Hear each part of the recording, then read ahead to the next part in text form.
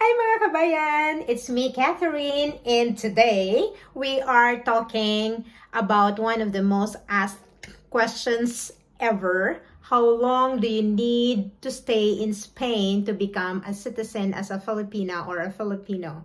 I have been reading your comments about my videos about citizenship. So, I decided to make this video because I received lots of direct messages, if that's the correct term, or private messages asking me about this citizenship. So if you are planning to move here or already living in Spain, stay tuned dahil may special rule tayong mga Pilipino. So first, what is Spanish citizenship?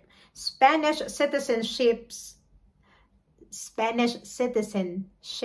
naglagay ng S means you can live, work, and vote in Spain. Basically, you'll have the same rights as a Spanish nationals.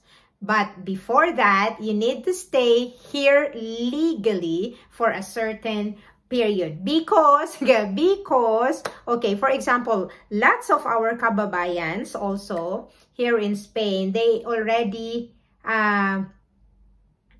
what do you call this one? They are rather Spanish, no, not Spanish, permanent resident already. So, ano yung pinagkaiba? Kasi sabi nila, oh, pareho lang naman, you can work, you can travel in European countries. Yes, as, I mean that you have the, even if you have the residency here, and a permanent residency, iba pa din, yeah, you can live and work, but not the same, as a Spanish citizen that you can live, work, and then vote and enjoy all the, I mean, you can enjoy the same rights as a Spanish national. So I think that's the best thing to be, to become a Spanish citizen. So yeah, so now we are going to talk about the regular rule versus the Filipino advantage.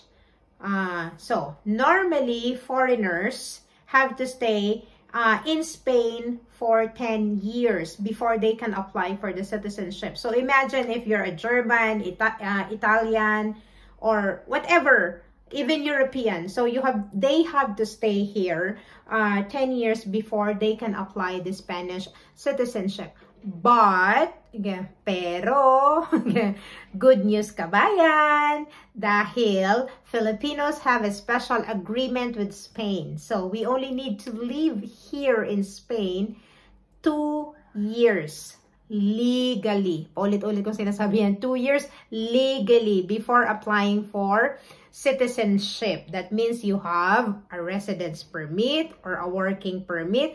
Okay, if you are a student, because someone has asked me already this, people, the student permit is not a resident permit. So, that will only gives you 0.5 each year. So you need to stay 4 years if you're a student and you want to apply as a Spanish citizen. So now, and also if you are married to a Spanish national, you only need 1 year of living here in Spain together with your partner, and after that you can apply as, you can apply as a wife, like familiar man yung tawag nila dyan. So, kaya yun yung rights mo din. So, we're, now, let's move on to the requirements. So, to qualify, you need to, of course, to stay in Spain continuously and legally for at least 2 years. Yan, paulit-ulit po tayo dyan ha. For at least 2 years. Kaya yung ilang mga kababayan natin dito na undocumented, nag-aantay sila ng 3 taon kasi they can apply for arraigo. And then, so, once that they have already the residency permit or NI, kung tawagin, numero, identidad de extranjero,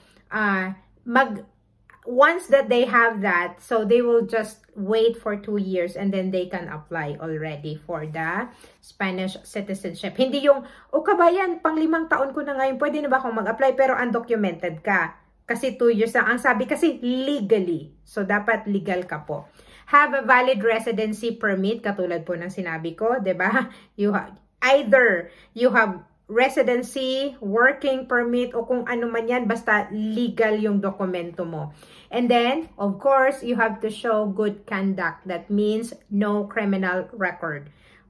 Kahit saan mang sulok dito sa Espanya, wala ka dapat criminal record. Of course, diba? Like, sinong gobyerno ang mag-grant sa'yo ng citizenship nila kung ikaw ay may criminal record? So, ano pa? Guys, natuwa ako kasi nakita ko tong patalastas. Nakita ko tong aking headband. Tuwa lang ako. Okay. And then next, you have to pass the DELE at least A2, the Spanish language, and the CCSE exam about Spanish culture. So, yan, 25 questions lang yung CCSE. Pero guys, believe me, thousands of questions ang inaral ko niyan bago ako nag-exam. At, and of course, be able to support yourself financially. So, sa tingin ko po, madaling na i-grant po ng government kapag ikaw ay may job kontrato. Kasi, syempre, di ba, parang isipin nila, hindi to pabigat ka sa gobyerno kasi meron siyang trabaho. Kasi ako nga, nung hindi ko pa natanggap ang aking Spanish citizenship result, yung application ko, kasi 5 years lang yung residency ko eh. So, kailangan ko nang i-renew. Isinama ko doon sa requirements ko, yung pag-renew ko, ang aking tawag nito, job contract. Kasi parang ibibigay ka agad ng gobyerno kapag ganun. Kasi parang sa kanila, hindi ka pabigat.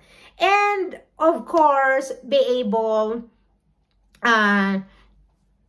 yan, nabanggit ko na pala, to support yourself financially. So, yun ang isa sa pinaka-importante. And, ang huli siguro yung tips and advice, my personal advice, keep all your documents updated. That means yung mga residence card mo, yung mga empadronamiento, or working visa, permit, or whatever, kailangan updated yan. Dapat 2 months bago ma-expired, pwede ka nang mag-apply. So, yan, mas maganda para pag nag-apply ka na, walang problema kasi nakikita nila yung record na, okay lahat ng ng documents mo, wala kang, alam mo, kailangan mag-apply ka pa ng, mag-aantay ka pa, ganito, ganyan. So, normally guys, 2 months, i-allow ka na po ng system kasi, halimbawa, nung ako ng residency ko dati, kailangan kasi 2 months kasi hindi sila makapasok dun sa system. Dun yan sa police immigration po mag-a-apply.